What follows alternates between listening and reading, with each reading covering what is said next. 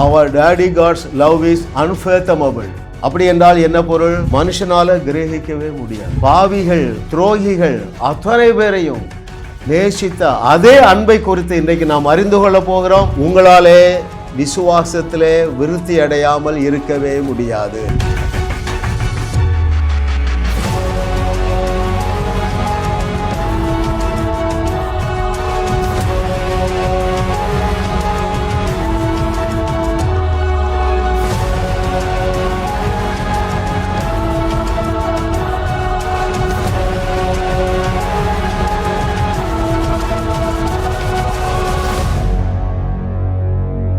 தேவன் நமக்கு கிருபையாக தந்த 328வது அவருடைய அனந்த ஞானம், கிரகிக்க முடியா அன்பு, அன்ஃபேத்தமபிள் லவ், அதை குறித்து நாம் இன்றைக்கு தியானிக்க போறோம். பாருங்கள், தேவனுடைய அன்பு என்றாலே நிபந்தனை இல்லாத அன்பு என்றெல்லாம் நம்ம கேள்விப்படுகிறோம். இன்னைக்கு நான் உங்களிடத்தில் கேட்கிற கேள்வி என்னவென்றால், are you able to enjoy that unconditional love of God all the 24/7?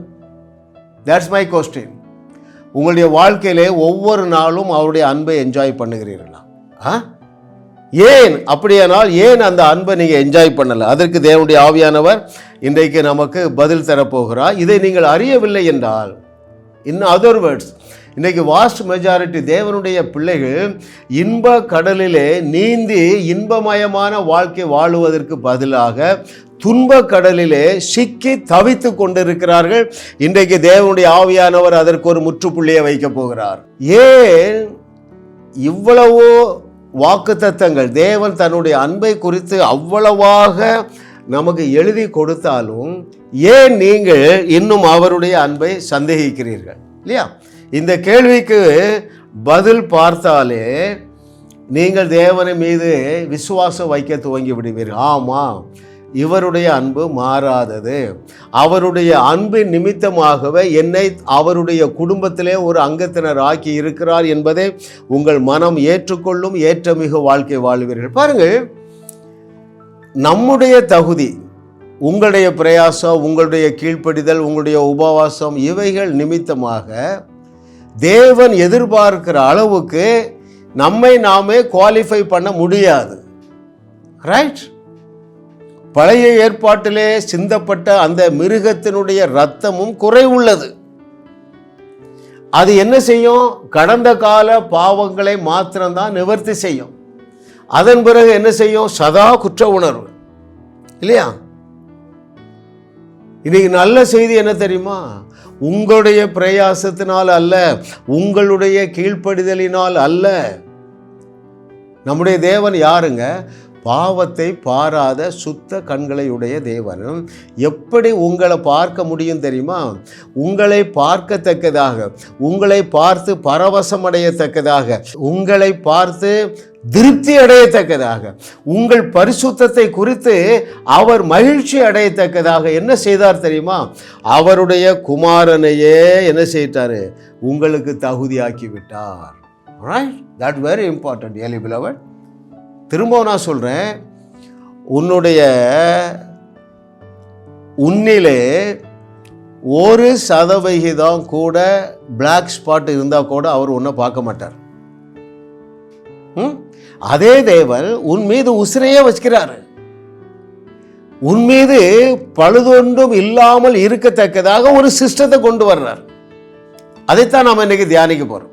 மிக முக்கியமான நிஜம் அருமையானவர்களே, பாவத்தை பாராத சுத்த கண்களையுடைய தேவனும் உன்னை பார்க்கும்படியாக, உன்னை நேசிக்கும்படியாக, உன்னிலே உறவு கொள்ளும்படியாக, உன்னிலே தன்னுடைய அன்பை ஊற்றும்படியாக உன்னை எப்படி தகுதிப்படுத்தினார், இதை நீங்கள் புரிந்து கொள்ளுவீர்கள் என்றால், இந்த தேவ வசனங்கள், நான் சில வசனங்களை வாசிக்க போகிறேன், இந்த வார்த்தை உங்களுக்கு மாம்சமாயிற்றினா நீங்கள் தேவ அன்பை சந்தேகிக்கவே மாட்டீர்கள் அருமையானவர்களே.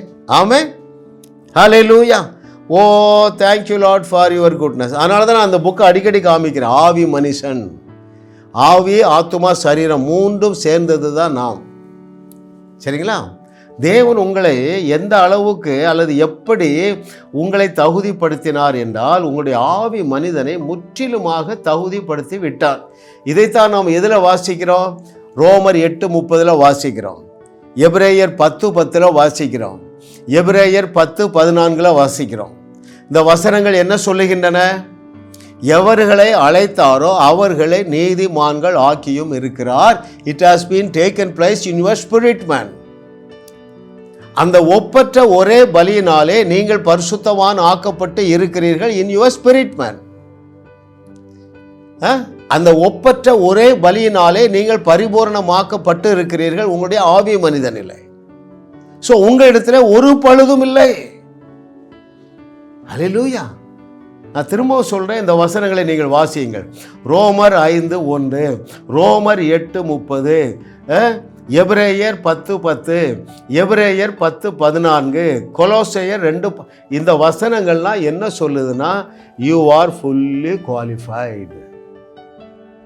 இதை நீங்கள் அறியவில்லை என்றால் உங்களாலே தேவனை சந்தேகிக்காமல் இருக்க முடியாது. பாருங்க, விழுந்து போன உலகத்திலே நம்முடைய கீழ்ப்படுதலிலே கடைசி மூச்சு வரைக்கும் என்ன இருக்கும்? குறைவு இல்லாமல் இருக்காது. ஆனால் உங்களுடைய கீழ்ப்படியாமை உங்களுடைய ஆவி மனிதனை கரைப்படுத்த முடியாதபடி அவருடைய அனந்த ஞானத்தின்படி உங்களுடைய ஆவி மனுஷனை சீல் பண்ணிட்டார். எபேசியர் 1:12. இப்பொழுது நீங்கள் ஒரு பாவம் செய்யும் பொழுது உங்களுடைய ஆவி மனிதனை அந்த பாவம் கரைப்படுத்த முடியாதபடி பரிசுத்த ஆவியானவர் உங்க ஸ்பிரிட் மேனை சீல் பண்ணிட்டார். ரைட்? இதை விட இன்னொரு லெவல் ஆஃப் ரெவலேஷனை இன்றைக்கி நாம் கற்றுக்கொள்ள போகிறோம். அருமையானவர்களே, திரும்ப நல்லா நீங்கள் கவனிங்க. பாவத்தை பாராத சுத்த கண்களை உடைய தேவன் உங்களிடத்தில் ஒரு சின்ன பாவம் இருந்தால் கூட உங்களை அவரால் பார்க்க முடியாது. எனவே அவருடைய ஞானத்தின்படி என்ன செய்துட்டார் தெரியுமா? எப்பா, உன்னுடைய நீதியெல்லாம் அழுக்கும் கந்தலும், உன் நீதியை வச்சுட்டா நான் உன்னை பார்க்க முடியாது. எனவே நான் என்ன செய்கிறேன்? என்னுடைய குமாரனையே உனக்கு நீதியாக்கி விடுகிறேன், என்னுடைய குமாரனையே உனக்கு பரிசுத்தமாக்கி விடுகிறேன், என்னுடைய குமாரனையே உனக்கு தகுதியாக்கி விடுகிறேன். தெரிந்த வசனம் பாருங்க, அதனால் நான் எடுக்கவில்லை. 1 கொரிந்தியர் 1:24, 1:31. 1 கொரிந்தியர் 1:31 மிக முக்கியமான. எந்த அளவுக்கு எப்படி நீங்கள் குவாலிஃபை ஆகியிருக்கிறீங்க அதை நான் உங்களுக்கு வாசிக்கிறேன். 1 கொரிந்தியர் 1வது அதிகாரம் 31வது வசனம். அவரே, எவரே? இயேசுவே தேவனால் நமக்கு ஞானமும் நீதியும் பரிசுத்தமும் மீட்பும் ஆனார். That's very important dearly beloved. இயேசுவே உனக்கு நீதி, இயேசுவே உனக்கு பரிசுத்தம். ஏன்னா அந்த அளவுக்கு அவர் பெர்ஃபெக்டாக இருந்தால் தான் உன்னை அவரால் பார்க்க முடியும். எந்த அளவுக்கு பெர்ஃபெக்டாக இருக்குன்னு தெரியுமா? இயேசு கிறிஸ்து எப்படி அப்பழுக்கற்றவர்களாக இந்த உலகத்தில் வாழ்ந்தாரோ அதே போல நீனும் அப்பழுக்கற்றவனாக மாறும்படியாக இயேசுவையே உனக்கு பரிசுத்தமாக்கி விட்டார், இயேசுவையே உனக்கு நீதியாக்கி விட்டார். ஏன்? உன்னை தகுதிப்படுத்தணும். ஏன்? உன் மேலே உசிரையே வச்சிருக்காருப்பா. அப்படி என்றால் என்ன பொருள்? இரவும் பகலும் உன்னையே நினைத்து கொண்டு இருக்கிறார், உன் மீது அவ்வளவு அக்கறையா இருக்கிறார். எதில் அக்கறையா இருக்கிறார்? உன்னோடு கொஞ்சி குலாவுவதற்கு. நம்ம தகுதியை வைத்து கொண்டு திரியேக தேவனுடைய குடும்பத்தில் அங்கத்தினர் ஆக முடியுமா? யோசிங்க. அதனால தான் அந்த சீரீஸ்க்கு என்ன பேர்? It is his sovereign wisdom. அது அவருடைய அனந்த ஞானம். அவரே உங்களுக்கு நீதியாகவும் அவரே உங்களுக்கு பரிசுத்தமாகவும் இருக்கிறதுனால, இயேசுவே உங்களுக்கு பரிசுத்தமாகவும் இயேசுவே உங்களுக்கு நீதியாகவும் இருக்கிறதுனால உச்சத்தலையிலிருந்து உள்ளங்கால் வரைக்கும் உங்களிடத்தில் பழுதொன்றும் இல்லை. பழுதொன்றுமே உன்னில் இல்லை, இயேசுவே உனக்கு நீதியானார். மகனே, மகளே, அந்த நீதிக்கு என்ன பேரு? தேவநீதி.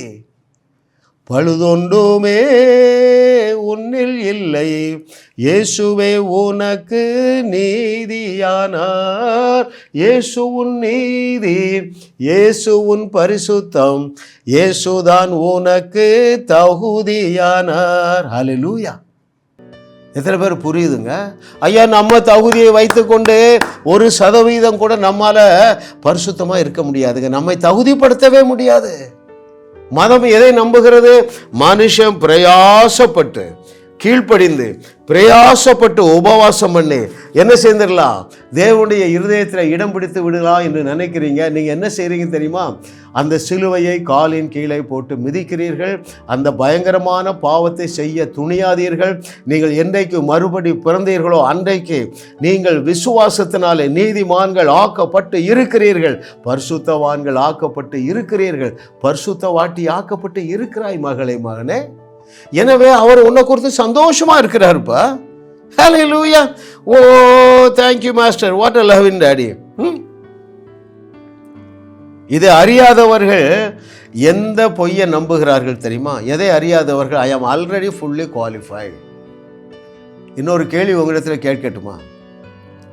பாவத்தை பாராத கண்களையுடைய தேவன் நீ அரைகுறை பரிசுத்தத்தில் இருந்தா அவர் தங்குகிற ஆலயமாக உன்னை தெரிந்தெடுப்பாரா? யோசிங்க. வசனம் என்ன சொல்லுது? நீங்கள் அவர் தங்குகிற ஆலயமாக இருக்கிறீர்கள் என்றால், அருமையானவர்களே, தேவன் உங்களை முற்றிலுமாக பரிசுத்தப்படுத்திட்டு தான் உங்களுக்குள்ள வாசம் பண்ணுகிறார். ஆனால் இன்னைக்கு மதம் எந்த பொய்யை நம்புகிறது? 90% விசுவாசிகள் எதை நம்புகிறாங்க? நான் இதை செய்துட்டேன், இதை செய்யலை, எனவே தேவனால் என்னை நேசிக்க முடியாது என்கிற பொய்யை நம்புறீங்க. உங்கள் விசுவாசமாகிய கப்பல் கடலில் தத்தளிக்குது. இன்னும் என்ன நம்புறீங்க? என் கூட ரிலேஷன்ஷிப்பில் இருக்க மாட்டார் என்கிற பொய்யை நம்புகிறீர்கள். ஆமென். அப்புறம் எதை நம்புகிறீங்க? என் மேலே எப்பொழுதும் கோபமாக தான் இருக்கார், ஏன்னா நான் இன்னும் ஜபத்தை கூட்டலை, இன்னும் என் உபவாசத்தை கூட்டவில்லை, இன்னும் நான் பக்தியை கூட்டலை. அருமையான மகனே, மகளே, நீ எத்தனை சதவீதம் கூட்டினாலும் உன்னுடைய தகுதியெல்லாம் அழுக்கும் கந்தலும் தான். அப்படித்தான் வேதம் சொல்லுகிறது. ஐயா, எப்படி அங்கிள் என்னை நேசிப்பார்? அதுக்கு தான் அவர் உன்னை தகுதியாக்கும்படியாக இயேசுவையே உனக்குள்ளே வைத்திருக்கிறார். அவர் தானே உன் தகுதி. அதான வசன வாசித்தோம். 1 கொரிந்தியர் 1:31. சந்தோஷப்பட்டு கலிகூறுங்க. இதில் நமக்கு ரோலே கிடையாது, ஒரே ஒரு ரோல் தான். என்ன தெரியுமா? 1 கொரிந்தியர் 1:31 பிலீவ் பண்ணணுங்க. அவ்வளவுதான். உன்னால பிலீவ் பண்ண முடியும். எப்பா, சொந்த குமாரன் என்று பாராமல் இயேசுவையே உனக்காக சிலுவையில் பலியிட்ட தேவன் அவருடைய அந்த குமாரனை உனக்காக நீதியாக மாற்றவில்லையா? எழுதியிருக்கிறதை ஏற்றுக்கொள்ள துணிச்சலா ஏற்றுக்கொள்ளுங்க. அப்பொழுது என்ன நடக்கும் தெரியுமா? அருமையானவர்களே, அந்த கிரகிக்க முடியாத அன்பை நீங்க ருசி பார்ப்பீங்க. அன்ஃபேத்தமபிள் லவ், மனித அறிவு கெட்டாத அன்பு. நான் உங்களிடத்துல ஒரு கேள்வி கேட்கட்டுமா? உங்களை விட எத்தனை நல்லவர்கள் மந்தைக்கு வெளியே இருக்காங்கன்னு யோசித்து பாருங்க. உங்க குடும்பத்தில் கிறிஸ்தவர்கள், இன்னும் ஐயர்வாள்ல ரட்சிக்கப்படாதவங்க இருக்காங்க. என்ன பிரதர் எப்படி சொல்றீங்க? ஆமா, நான் ஒரு ப்ரேயர் மீட்டிங் போனேன் பாருங்க, சில ஆண்டுகளுக்கு முன்பதாக. அங்கே ஒரு பெரிய தலைவர் ஜெபிக்கிறார். எல்லாரும் கரங்களை தூக்கி ஜெபம் பண்ணுவோம். ரட்சிக்கப்படாத ஐயர்வாள்கள் அத்தனை பேரும் ரட்சிக்க முடியாது. உடனே ஒருத்தர் அழுது ஜெபம் பண்ண, ஆண்டவரே எங்கள் ஐயர்வாளை ரட்சிங்க. அப்போ பாருங்க, நம்மை விட நல்லவர்கள் இன்னும் மந்தைக்கு வெளியே இருக்கிறார்கள். உங்களை தேவன் கிருபையாக தெரிந்தெடுத்தார் என்றால் இஸ் இட் நாட் அன்ஃபேத்தமபிள் லவ்? அது கிரகிக்க முடியாத அன்பு தானே. அதை நீங்கள் அலட்சியம் செய்யலாமா? ஹல்லேலூயா. ஒரு நாள் நீங்கள் சந்தேகப்படாதீங்க. 100% உங்கள் மேலே அன்பாக இருக்கார். 100% அந்த உறவை டிஸ்கனெக்ட் பண்ணவே மாட்டார் அவர். நீ வேண்டானாலும் அவர் விட மாட்டார்ப்பா. ஹல்லேலூயா. எனவே அருமையானவர்களே, குற்ற உணர்வுலேருந்து வெளியே வாங்க. இல்லைன்னா நீங்கள் இந்த 3 காரியங்களே அறியவில்லை என்று வைங்களேன். எந்த காரியத்தில்? அவருடைய ரிலேஷன்ஷிப்பு உங்கள் பாவத்தினால் தடைபடாது என்கிற நிஜம், என் ஜெபத்திற்கு பதில் தருவார் என்கிற நிஜம், என் மீது கோபமாக இல்லை, என் மேலே அக்கறையாக இருக்கிறார், இதை நீங்கள் விளங்கி கொள்ளவில்லை என்றால் பயங்கரமான டிஸ்கரேஜ்மெண்ட்டில் இருப்பீங்க, பயத்தில் இருப்பீங்க, நடுக்கத்தில் இருப்பீங்க, குற்ற உணர்வில் இருப்பீங்க, அவிசுவாசத்தில் இருப்பீங்க, இருக்கிறது எல்லாத்தையும் இழந்துடுவீங்க. ஆமென். அன்பை மாத்திரம் சந்தேகிக்காதீர்கள் அருமையானவர்களே. நம்ம முதல் பெற்றோர் செய்த அந்த அக்கிரமத்தை செய்யாதீங்க. என்ன அக்கிரமம் செய்தாங்க? ஒரு தவறு செய்துட்டாங்க. அவங்களா முடிவு பண்ணிட்டாங்க, எப்போ உறவை கட் பண்ணிட்டாரு, என் மேலே கோபமாயிட்டாரு, இன்னும் அவரால் என் மீது அன்பு செலுத்த முடியாதுங்கிற பச்சை பொய்யை நம்பி துரோகம் பண்ணின நம்முடைய முதல் பெற்றோரை போல தேவனுக்கு விரோதமாக இந்த அக்கிரமத்தை செய்யாதீர்கள் அருமையானவர்களே. அவர் அன்பாக இல்லை, அன்பாக மட்டும்தான் இருக்கிறார். Hallelujah. Oh thank you master, oh thank you lord for your unfathomable love. Oh master, ஆண்டவரே, அந்த எங்களால் விளங்கி கொள்ள முடியாத உம்முடைய மாறாத அன்பிற்காக நன்றி நன்றி நன்றி நன்றி நன்றி. ஹல்லேலூயா ஹல்லேலூயா. இன்றைக்கி உங்களுக்கு ஒரு வெளிச்சம் உண்டாகுது அருமையானவர்களே. 24/7 உங்கள் நினைவாகவே இருக்கிறார். இப்போ சாதாரணமாக 2 அல்லது 3 குழந்தைகள் பெற்றுக்கொள்ளுகிறார். ஒரு 5 குழந்தைகள் வச்சுக்கிட்டுங்களா. எங்கள் அம்மாவுக்கு 8 பேர். நாங்கள் ஒவ்வொரு பிள்ளையையும் ஒவ்வொரு நாளும் ஒவ்வொரு மணி நேரமும் ஒவ்வொரு நிமிஷமும் எங்கள் அம்மா நினச்சிட்டே இருந்திருப்பாங்க பாருங்க. அதை போல தான் அவரே உன்னை அவருடைய குடும்பத்திலே பிள்ளையாக எடுத்ததுனால 24/7 உன் நினைவாகவே இருக்கிறார் மகனே. ஆமென். இந்த வெளிச்சம் உங்களுக்கு உண்டாகட்டும்.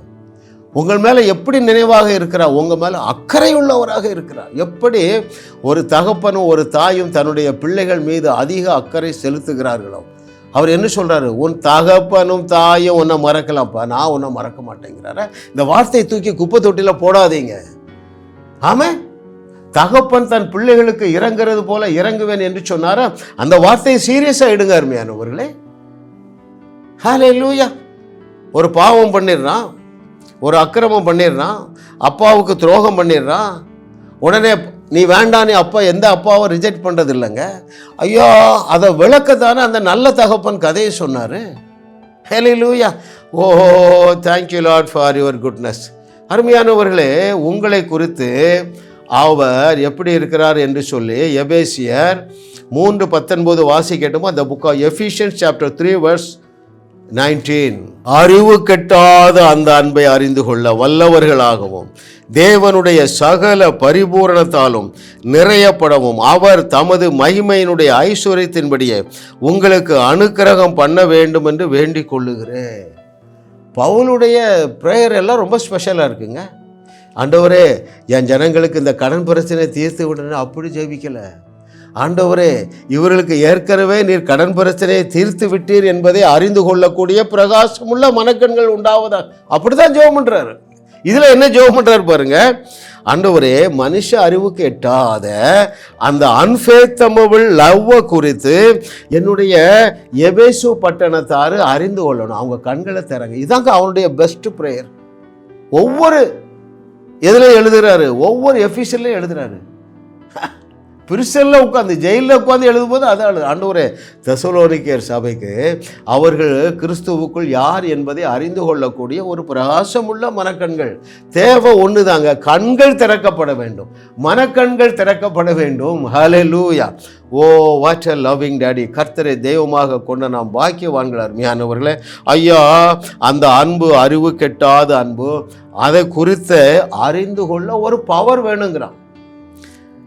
அறிவு கெட்டாத அன்பை அறிந்து கொள்ள வல்லவர்களாகணும். ஹல்லேலூயா ஹல்லேலூயா. 18வது வசனம் நான் வாசிக்கிறேன். எபேசியர் 3:18. சகல பரிசுத்தவான்களோடும் கூட கிறிஸ்துவனுடைய அன்பின் அகலமும் நீளமும் ஆழமும் உயரமும் என்னதென்று உணர்ந்து. Oh thank you master for your goodness. Amen. Thank you lord for your goodness. What a loving daddy. கர்த்தரை தெய்வமாக கொண்ட நாம் பாக்கியவான்கள் அருமையானவர்கள். ஏனென்றால் தேவன் உங்கள் மேலே உசுரையே வைத்திருக்கிறார். இன்னொரு வசனம், இதே எபேசியர் 3வது அதிகாரம் 18வது வசனத்தில் பாருங்கள். சகல பரிசுத்தவான்களோடு கூட கிறிஸ்துவனுடைய அன்பின் அகலமும் நீளமும் ஆழமும் உயரமும் இன்னதென்று உணர்ந்து கொள்ளக்கூடிய உணர்வு உண்டாகட்டுங்கிறாருங்க. உங்களை முற்றிலுமாக குவாலிஃபை பண்ணி, எப்படி குவாலிஃபை பண்ணார்? இயேசுவையே உங்களுக்கு குவாலிஃபிகேஷன் ஆக்கி. அப்படி என்றால் என்ன பொருள்? இயேசுவே உங்களுக்கு இயேசுவையே பரிசுத்தமாக்கி, இயேசுவையே உங்களுக்கு நீதியாக்கி என்ன செஞ்சார் தெரியுமா? இயேசு கிறிஸ்துவை பிதாவானவர் எவ்வளவோ நேசித்தாரோ. வானத்திலிருந்து சத்தம் உண்டாயிட்டு பாருங்க, இவர் என்னுடைய நேசகுமாரன், இவரிலே பிரியமாய் இருக்கிறேன் என்று சொன்னார. அந்த அளவுக்கு நீங்கள் அவருக்கு நேசகுமாரர்களாக, நேசகுமாரத்திகளாக, பிரியமுள்ளவர்களாக இருக்கிறீர்கள் அருமையானவர்களே. ஒரு வசனம் நான் உங்களுக்கு வாசிக்கிறேன் பாருங்க. எந்த அளவு இயேசு கிறிஸ்து நம் மீது அன்பாய் இருக்கிறார். The book of John's Gospel chapter 15 verse 9. யோவான் 15வது அதிகாரம் 9வது வசனம், பிதா என்னில் அன்பாய் இருக்கிறது போல நானும் உங்களில் அன்பாய் இருக்கிறேன், என்னுடைய அன்பிலே நிலைத்திருங்கள். அருமையானவர்களே, நல்லா கவனிக்கிறீங்களா? Very very important word of Jesus Christ. இயேசு கிறிஸ்து உன்னை பார்த்து சொல்றாருப்பா, காலரை தூக்கி விடு. ஹல்லேலூயா. என்ன சொல்றாரு? பிதா என்னில் அன்பாய் இருக்கிறது போல நானும் உங்களில் அன்பாய் இருக்கிறேன். என்னை விட்டு போயிடாத, இந்த அன்புல நிலைத்திரு. நீ நல்லவனா இல்ல, அப்பொழுதும் தேவனுடைய அன்பில் நிலைத்திருக்க முடியும் என்று சொல்கிறார் பாருங்கள். ஆமென். ஹல்லேலூயா. இதை விட என்னங்க சொல்ல முடியும்? தேவனுடைய குமாரனாகிய இயேசு கிறிஸ்து உன்னை பற்றி சொன்னா சரிசாமி என்று ஏற்றுக்கொள்ளுவது தான் தாழ்மை. அருமையானவர்களே, இந்த வசனத்துக்கு நீங்க எதிர்த்து நின்னீங்கன்னா அதுதான் பெருமை. அவர் என்ன சொல்றாரு? பிதாவாகிய தேவன் என் மேல எப்படி உசுரை வச்சிருக்கிறாரோ அதே போல நான் உன் மேல உசுரை வச்சிருக்கேன்னா சரி சார் என்று ஏற்றுக்கொள் மகனே. கஷ்டப்பட்டது போதும்பா. எவ்வளவு கஷ்டம்! இந்த அன்பை நீங்கள் சந்தேகிக்கிறதுனால நீங்கள் குற்ற உணர்வில் இருக்கிறீர்கள். அந்த குற்ற உணர்வு உங்கள் விசுவாசமாகிய கப்பலை அழித்து விட்டது. எனவே நீங்கள் தேவனிடத்திலிருந்து எந்த நன்மையும் பெற்றுக்கொள்ள முடியாமல் தவிக்கிறீர்கள். இன்றைக்கு உங்களுடைய சஞ்சலமும் தவிப்பும் நீங்குகிற நாள் என்று கர்த்தர் சொல்லுகிறார். ஏன் நீங்க தேவனுடைய அன்புக்குள்ள வாரீங்க, அதை சந்தேகப்பட மாட்டீங்க. இதற்காகத்தானங்க அந்த இளைய குமாரன் கதையை சொன்னாரு. கையும் களவுமாக பிடிக்கப்பட்ட வேதம் என்ன சொல்லுகிறது? சட்டம் என்ன சொல்லுகிறது? நியாயப்பிரமாணம் என்ன சொல்லுகிறது?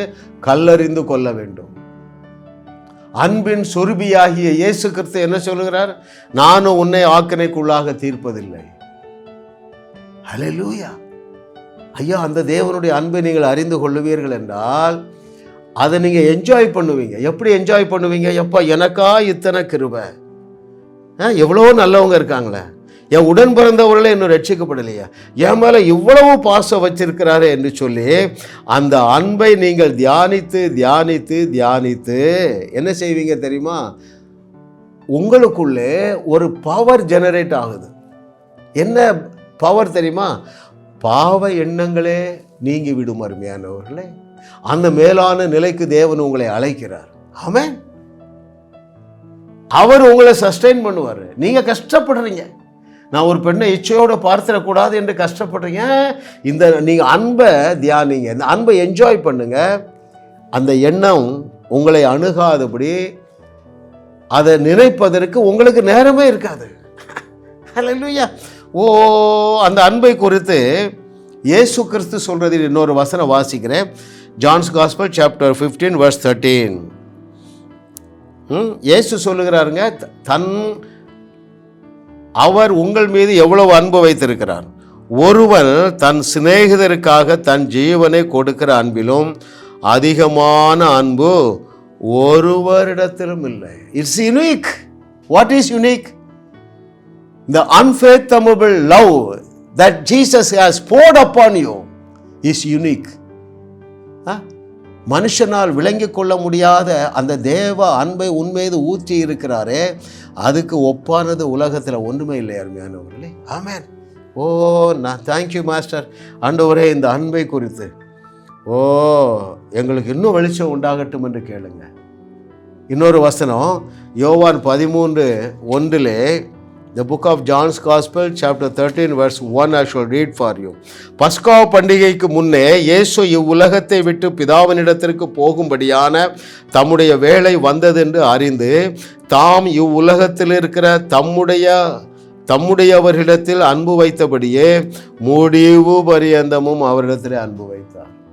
இட்ஸ் அன்சேஞ்சிங், அன்சேஞ்சபிள், மாறாது அவருடைய அன்பு. அருமையானவர்களே, ஹல்லேலூயா. காட்டி கொடுத்த யூதாசு மேலையும் அவருடைய அன்பு மாறவில்லை.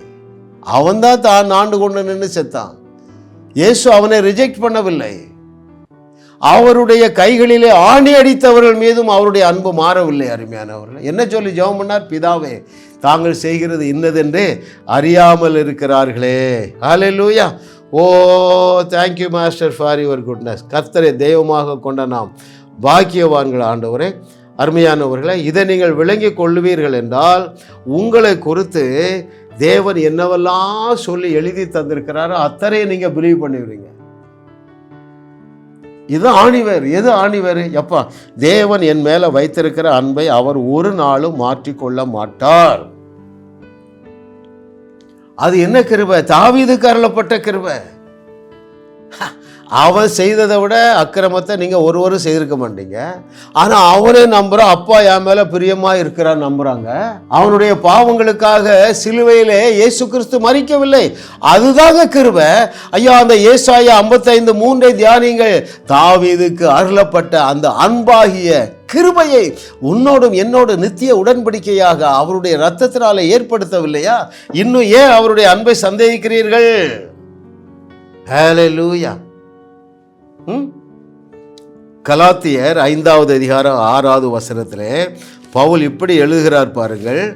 கலேஷியன்ஸ் 5:6, கிறிஸ்து இயேசுவினிடத்தில் விருத்த சேதனமும் விருத்த சேதனம் இல்லாமையும் ஒன்றுக்கு உதவாது, அன்பினால் கிரியை செய்கிற விசுவாசமே உதவும். All that matters now is living in the faith that is activated and brought to perfection by love. ஐயா, அன்பினாலே கிரியை செய்கிற விசுவாசம் என்றால் என்ன தெரியுமா? நீங்க தைரியமாக களமிறங்குங்கள், தைரியமாக களமாடுங்கள். யாரை போல? யாரை பின்பற்றி? பவுல் அப்போஸ்தலரை பின்பற்றுங்கள், இயேசு கிறிஸ்துவை பின்பற்றுங்கள். He's our complete model. Really beloved, நீங்க இந்த அன்பை மட்டும் நீங்க அறிஞ்சிட்டீங்கன்னா விசுவாசம் எப்பொழுதும் விண்ணை தொட்டு கொண்டே இருக்கும். நீங்கள் இயேசு கிறிஸ்து செய்தவைகளையும் செய்து அதைவிட பெரிய கிரியைகளை செய்து அவருடைய ராஜ்யத்தை இந்த பூமியில எஸ்டாப்ளிஷ் பண்ணுவீர்கள். உங்கள் நம்பிக்கை தொலைக்காட்சியில் ஜாஸ் மினிஸ்ட்ரிஸ் இன்டர்நேஷனல் வழங்கும் வாழ்வோம் வையகத்தையும் வாழ வைப்போம். இயேசு கிறிஸ்துவுடைய விசுவாசம் தான் நம்மை ரட்சித்தது.